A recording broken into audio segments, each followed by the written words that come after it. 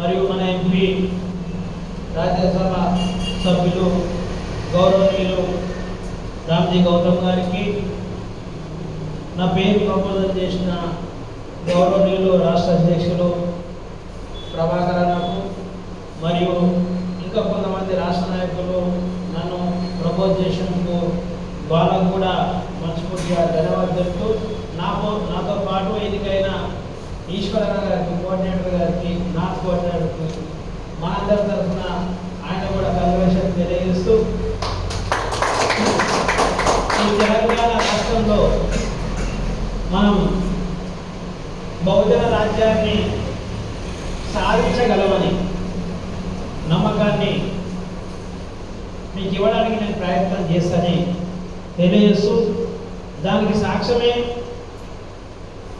నేను బాలాపూర్ గ్రామంలో మేజర్ గ్రామ పంచాయతీలో వందల కోట్ల అగ్రవర్ణాల మధ్యలో ఒకసారి సర్పంచ్గా, ఒకసారి కౌన్సిలర్గా, ఒకసారి కార్పొరేటర్గా గెలిచి కాంచనా మార్గంలో మరి ఒక డిప్యూటీ మేయర్ అయిన నేను,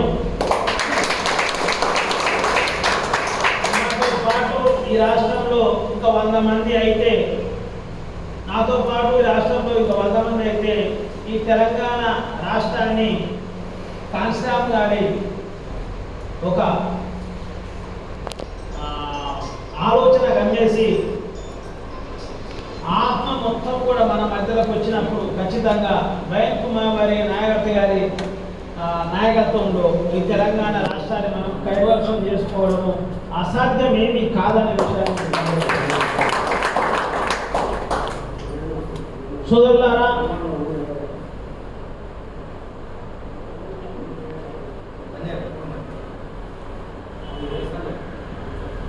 పనిచేయండి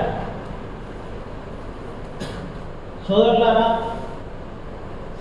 మనం జనకళ్యాణ దివాస్ మనం ప్రతి సంవత్సరానికి ఒకసారి గౌరవ మన నాయకురాలు మాయావతి గారి బర్త్డే సందర్భంగా మనము దేశవ్యాప్తంగా చేసుకుంటాం. దానికి కారణం ఏంటంటే ఇతర పార్టీలు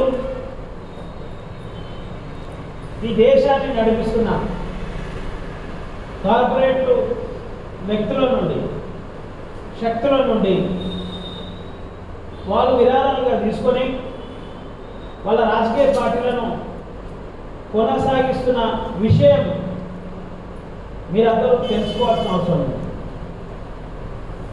దానివల్ల ఈ దేశంలో మనపై, మన అమ్మాయిలపై అత్యాచారాలు జరిగిన, మన పేదరికాన్ని నిర్మూలించకుండా మనం మోసం చేస్తున్నాం.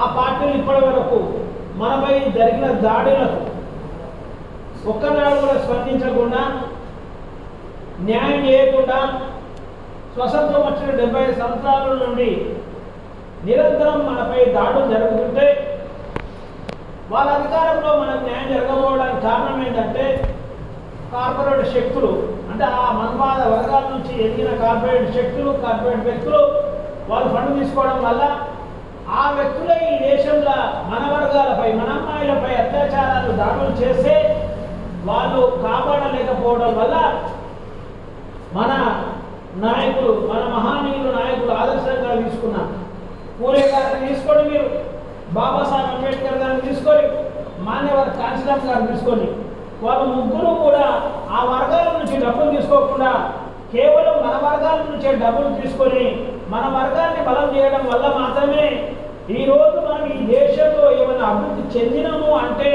అది కేవలం మన వర్గాల నుంచి డబ్బులు తీసుకోవడం వల్లే ఎదిగినము.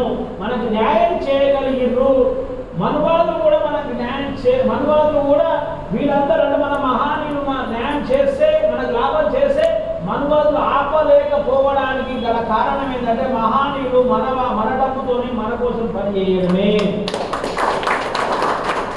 ఆ మహానీయుల మార్గాన్ని మన నాయకురాలు భయన్ కుమార్ వారి మాయావతి గారు ఎంచుకొని ఒకవేళ కార్పొరేట్ శక్తుల నుంచి కనుక నేను డబ్బులు తీసుకుంటే నా ప్రజలు, నేను ఏ జాతిలో పుట్టినో ఆ జాతి ప్రజలకు, ఆ వర్గాలకు, అలాంటి వర్గాలకు అందరికీ కూడా నేను వాళ్ళ తరఫున నేను మాట్లాడలేనని మహానీయుల మార్గాన్ని అనుసరిస్తూ మన డబ్బులతో ఈ దేశంలో పార్టీ జరిపి మనకు అన్యాయం జరిగితే న్యాయం చేయడానికి మాత్రమే ఈ పద్ధతి కొనసాగిస్తున్న విషయాన్ని మీ దృష్టికి నేను తీసుకొస్తాను. కాబట్టి ఇది మన బాధ్యత, ఇది మనందరి బాధ్యత, దేశంలో మన వర్గాలందరి బాధ్యత.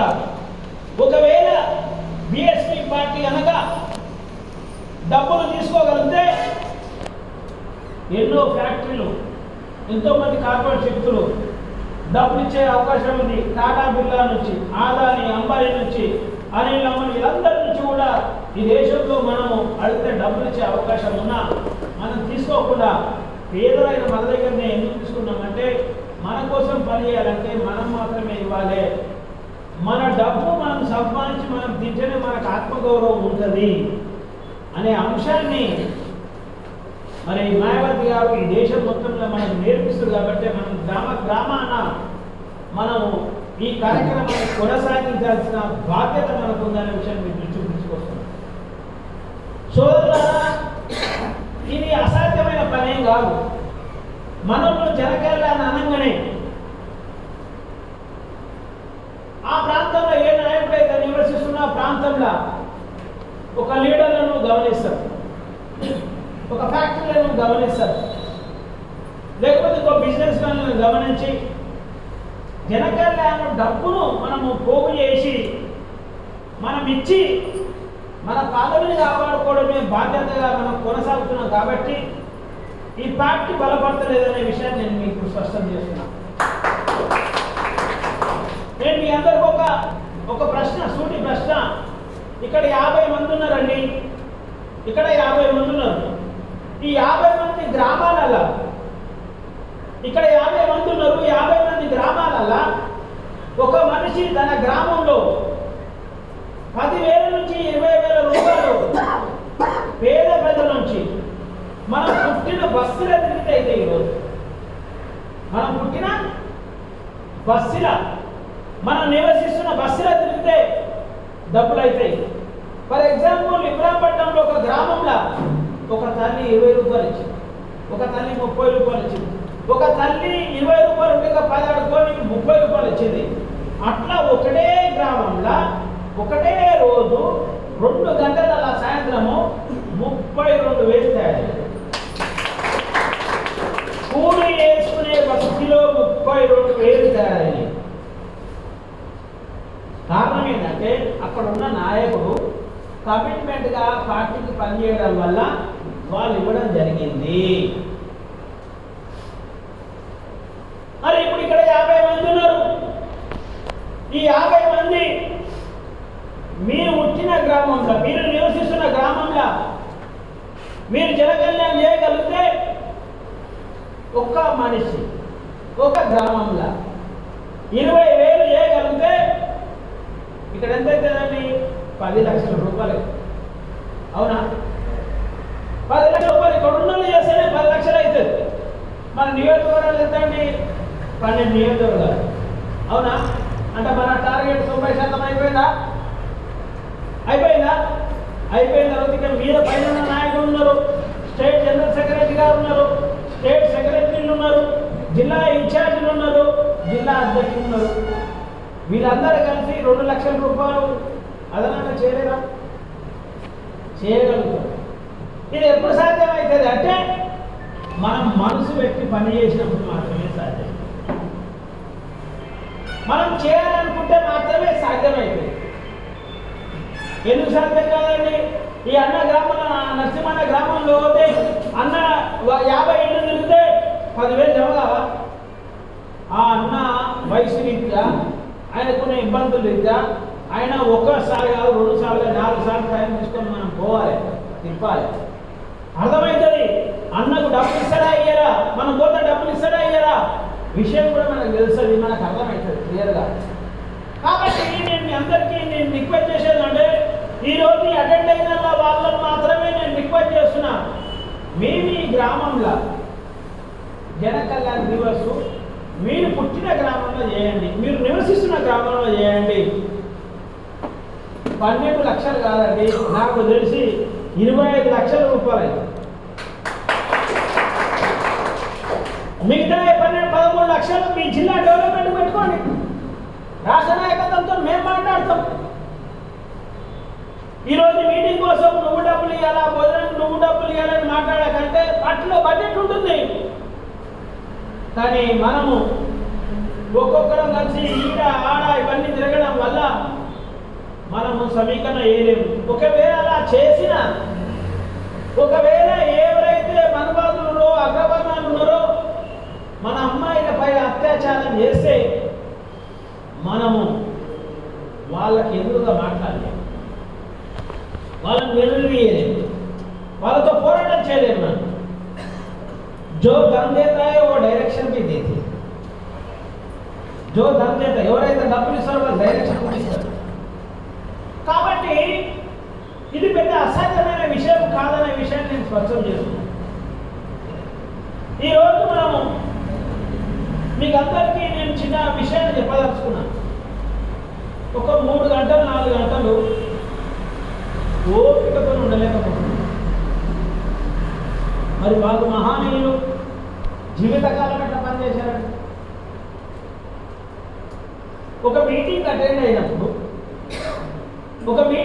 అయినప్పుడు ఆ మీటింగ్ పాల్గొన్న మనుషులు ఎవరైతున్నారో, వేదిక మీద ఉన్నోళ్ళు మాట్లాడిన మాటలు శ్రద్ధగా విన్నోళ్ళు, ఈ ప్రపంచంలో ఒక మీటింగ్ జరిగితే ఆ మీటింగ్లో పాల్గొన్న ఎవరైతే వ్యక్తులు ఉన్నారో ఆ వేదిక మీద ఉన్న మాటలను శ్రద్ధగా విని ఆలోచించిన వాళ్ళు ఇప్పటి వరకు అభివృద్ధి చెందని మనుషులు లేరనే విషయం కూడా మీకు స్పష్టం చేస్తున్నారు. అందరూ ఎవరైతే శ్రద్ధగా వినలేదో వాళ్ళు అసమర్థులుగా, అపజయులుగా, కష్టాలు అనుభవిస్తున్న వ్యక్తులుగా ఇప్పటికీ కూడా ఈ సమాజంలో, ఈ ప్రపంచంలో కొనసాగుతున్న విషయాన్ని స్పష్టం చేస్తున్నా. కాబట్టి కొన్నులకు అందరూ కూడా నా విజ్ఞప్తి అంటే మీరు ఏ మీటింగ్ అని అటెండ్ కండి. ఆ మీటింగ్లో మీ సమయం ఇంకో దానికి ఇవ్వలేము కదా. మనిషి అంటే ఒకటే తాను ఒకటే ఇవ్వగలుగుతాం. మీరు ఆ మీటింగ్ చాలా జాగ్రత్తగా వినండి, అబ్జర్వేషన్ చేయండి. ఈ లీడర్లు మన గురించి ఏమైనా మాట్లాడుతున్నారా, మనకేమైనా మంచి చెప్తున్నారా, మనం ఏమైనా బాగుపడే అవకాశం ఉందా అనే విషయాన్ని మనం గమనించకుండా, ఆలోచన చేయకుండా, శ్రద్ధ అనేది లేకుండా మనిషి ఎప్పుడు కూడా అభివృద్ధి మార్గంలో నడవలేరు. ఆ శ్రద్ధ కరువు కావద్దు. ఎప్పుడు కూడా శ్రద్ధ కరువైన వ్యక్తులు, శ్రద్ధ కరువైన పని ఎప్పటికి కూడా సక్సెస్ కాదనే విషయం శ్రద్ధ కరువైన పని ఎప్పటికి కూడా సక్సెస్ కాదు. కాబట్టి మనం శ్రద్ధ వహిస్తే ఈ రాష్ట్రాన్ని పాలించడం పెద్ద సమస్య కాదనే విషయం కూడా స్పష్టం చేస్తున్నాం. మహానీయులకు అయ్యింది మనకెందుకు అయితే లేదు? మహానీయులకైనా సాధన సాధ్యము మనకెందుకు అయితే లేదు అంటే మహానీయులు ఈ సమాజాన్ని ప్రేమించినంత, ఇష్టపడినంత, వాళ్ళు నిష్ఠతో పనిచేసిన విధానంలో మనం లేవు కాబట్టి సాధ్యమైతే లేదు. లేకుంటే ఎందుకు కాదండి? ఎందుకు సాధ్యం కాదు? బాబాసాహెబ్కి అయింది, పూలేకి అయింది, కాంచరాంకర్కి అయింది. మనకెందుకు కావట్లేదు? మనకెందుకు కావట్లేదు అంటే మనము దాని మీద ఇష్టపడతలేదు. మనం ఇష్టపడితే ఎందుకు సాధ్యంగానే? ఈ నల్గొండ జిల్లాలో బహుజన్ సమాజ్ పార్టీ బలపడాలంటే ఇక్కడ 50 మంది ఉన్నారు. 50 మంది 50 వార్డు మెంబర్లు మీరు కాగలిగితే, ఈ 50 మందిలో 50 మంది వార్డు మెంబర్లు, ఒక 50 మంది ఎంపీటీసీలు, 50 మంది సర్పంచులు మీరు కాగలిగితే ఈ నల్గొండ జిల్లాలో అనగాన వర్గాలపై ఎవరైనా దాడి చేస్తారా? సాధ్యమవుతుందా? ఒక వార్డు మెంబర్ 100 మందిని ఈజీగా సమీకరించగలడు. ఒక వార్డు మెంబర్ 100 మందిని ఈజీగా సమీకరించగలడు. ఒక వార్డు మెంబర్ 1,00,000 రూపాయలు ఈజీగా సమీకరించగలడు. అంటే 50 ఇంటూ 100. ఈ నల్గొండ జిల్లాలో బహుజన్ సమాజ్ పార్టీ 5,000 మందితో మీటింగ్ పెడితే బహుజన్ సమాజ్ పార్టీ లీడర్కు బలం ఉండదా? నిలబడాలా? పోలీసులు భయపడరా? లేకపోతే ఎంఆర్ఓ ఆఫీస్ భయపడదా? ఇప్పటిదాకా ఒక తమ్ముడు చెప్పిండు, పోలీస్ స్టేషన్లో మనకు విలువ ఉండలేదు, ఆయన బలాన్ని ప్రదర్శిస్తాను ఇవి ఉంటుంది.